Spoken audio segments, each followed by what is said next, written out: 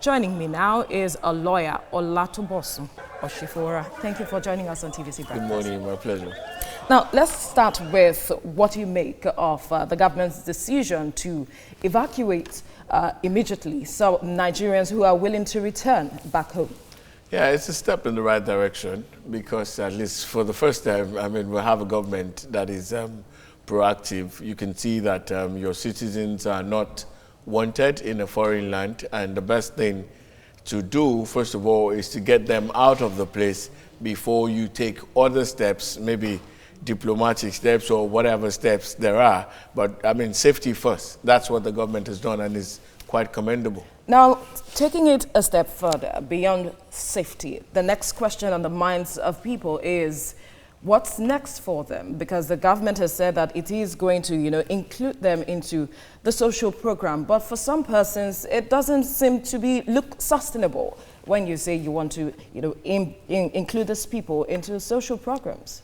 Well, it's another brilliant idea because you're bringing in some people from a far land and find they probably have lost everything, lost their livelihood, lost whatever remains for them, as humans be outside their lives. And then it's just normal for you to find a space for them. Some of them have been gone for years. Some of them have lost touch, with the realities in Nigeria. So what is appropriate is for you to incorporate them into the system by, creating things that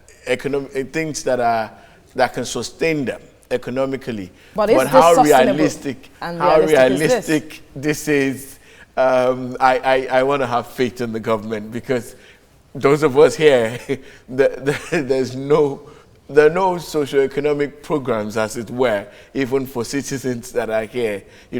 Palpable ones, the ones that because we can see. You would recall that those that were returned from Libya also had the same challenge. Exactly. And now we are having about 300 or 640 of them. I was going to make reference to that if we allude to the Libyan situation, some of them are still loafing. In fact, we've seen most of the people who came from Libya are being helped by churches and, NGOs and all that, and government hasn't done anything. So this is maybe one of those promises. But I just want to have faith in the government and believe that something is in the offing. But really, if we go by the fate of those who were in Libya, then I don't see the government doing anything tangible. Then what do you want to give them? Trader money? 10,000? Somebody coming from South Africa to Nigeria? Well, like you said, we can only keep faith with the government. But thank you so much, Olatobosu Oshifora, for your time on TVC Breakfast. Well, joining me now is a lawyer, Olatobosu Oshifora. Thank you so much for joining us on TVC Breakfast. My pleasure. We know that Nigerians are returning back home, but then there are some still in South Africa who are still trying to make up their minds whether to return or not. And then the question as to how do we resolve these issues of xenophobic attacks, not just attacks, but then protection of Nigerians outside the country. We know that Nigeria is part of several organizations, but then people expect that our relationship should go beyond just having a relationship on paper or being part of an association, but that its citizens in these countries be protected. Where do we begin? Or how do we leverage on these relationships? First of all, war is not an option, so we can't go. I've heard people say that let's go and level South Africa. That's not. That's not going to work. We're brothers. We're still brothers, regardless of the frictions and what have you. But we can only explore diplomatic routes, and also. Haven't we been doing that? We need to step up our game. In what aspects? We have to be firm in some areas. All of us expected, for example, the president to come up and give a stern statement, a firm statement that we will not take this. Fine, some envoys were sent in, but for some of us, that was not enough. That's one. Then there's the option of the African Commission on Human and People's Rights. We could actually bring an action in that regard against the government. Has said that South Africa should pay a fine compensation, so to speak, of about $10 billion. It's not very much the fine. It's about making a statement that we will not condone this and we will not allow this to go. If fines now come, fine. But it's not very much about the fines. It's very much about making a statement that while people will believe in our people and will believe in the security and safety of lives of our citizens wherever they are. I mean, you can't try that with Americans. Absolutely. Yeah, so I mean, you wouldn't hear the last of it. So then there's a diplomatic route. There's also we could come up with, look at what people did going after South African investment. That is a no-no. That is not the way to go. I mean, if me now as a lawyer, Olatunbosun Oshifora. Good morning. It's really nice to see you. My pleasure. Right. You hear the ministers talking about proactive measures at this time. One would think that these are things that should have been done or taken note of long before now. Sometimes some of these things, let's cut them some slack.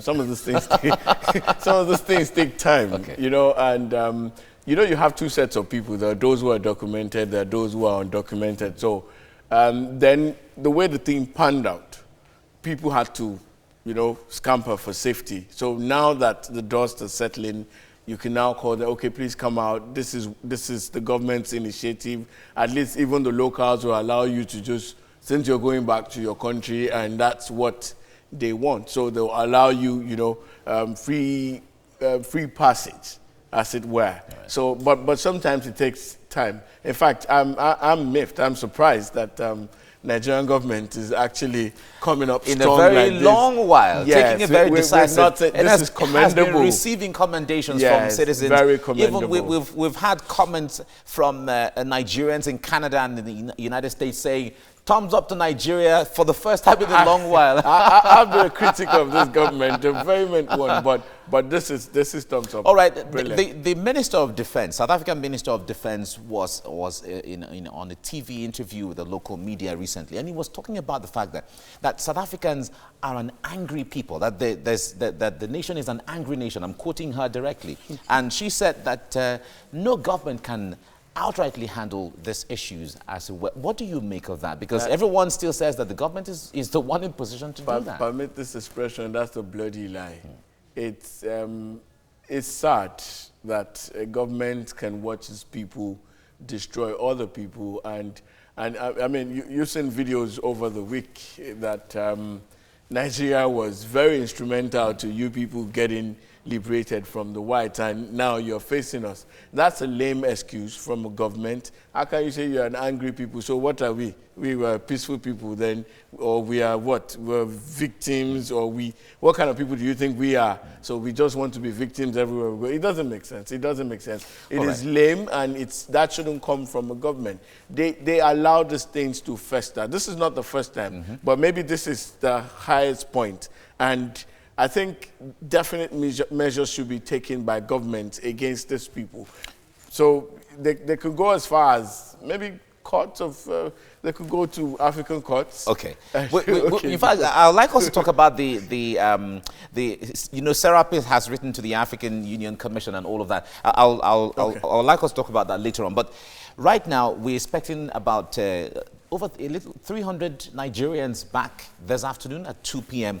How do you think they should be engaged when they come back, when they return? Now that part, if we want to be realistic, if we look at the people who came from Libya, the government didn't do anything, and government has done this one, bringing them brilliant, but engaging them, I don't see government coming up with anything. They can promise heaven and earth, but I don't see, even the locals are not having a good feel of this government when it comes to social security and engagement meaningfully, economically. So I don't see government doing anything. It will just be promises. They should come up with something definite for them, because these are people who have lost their livelihood, their businesses and all everything. Of that, yeah. So, but I think government should actually sit them down. If it's a loan, if it's a grant, something to start up life, because some of them have been out of the system for a long time. So they need to be properly integrated. All right. Olatunbosun Oshifora, thank you so much for your insight into this. My pleasure. Thank you. Right.